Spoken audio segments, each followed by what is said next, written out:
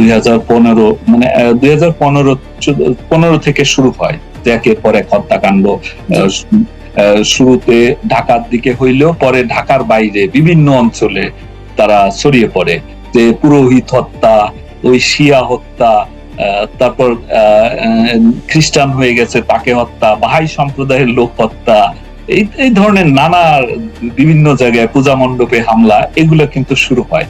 এগুলো শুরু হয় তো 16 সালে এটার তো পুরোপুরি বিস্তৃতি ঘটে, এবং ওইটা আইএস সবচেয়ে বেশি সক্রিয় ছিল। আইএস এর যে বাংলাদেশে তাদের যে যারা ছিল, তাদেরকে তারা নব্য জেএমবি হিসেবে পরিচিত, এবং তারা নিজেদেরকে দাওলাতুল ইসলাম বাংলাদেশ হিসাবে তারা আরবিতে বলতো।